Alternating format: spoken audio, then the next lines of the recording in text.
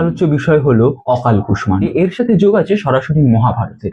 Hello, হলুদ পাখি আয়োজিত কথার উপর কেবল কথা সেলিং ছুতে চায় সিরিজের আজকের প্রথম সিরিজে আমরা আলোচনা করি বাংলায় চলতি ভাষায় আমরা যে সকল প্রবাদ ব্যবহার করে থাকি সেই সকল প্রবাদের ইতিহাস কি, সেই সকল প্রবাদের আসল মানে কি বা তাদের উৎপত্তি কোথা থেকে, সেই সকল আমাদের আলোচ্য বিষয় হলো অকাল কুষ্মাণ্ড।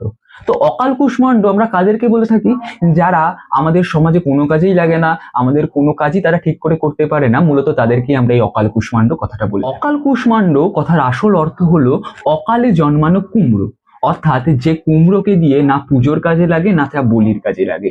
তাই তাদেরকে সমাজে যে সকল মানুষ কোনো কাজেই লাগে না তাদেরকে অকাল কুষ্মাণ্ড কথা দিয়ে আমরা সম্বোধন করি।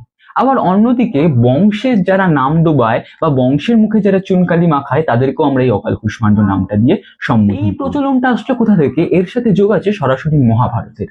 হ্যাঁ, মহাভারতের। কিভাবে মহাভারতের ধৃতরাষ্ট্রের পত্নী গান্ধারী শতপুত্রের জন্ম দেওয়ার আগে একটা মতন দেখতে মাংসপিণ্ডের জন্ম দিয়েছিল। সেই মাংসপিণ্ড থেকেই জন্ম নিয়েছিল পুত্রের, যারা পরবর্তীতে নির্বংশ করেছিল।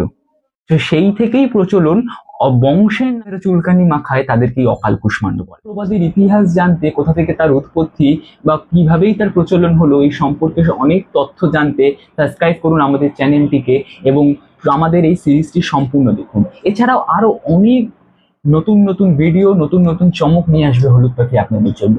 তাই আর দেরি করবেন না, সাবস্ক্রাইব করুন, লাইক করুন, শেয়ার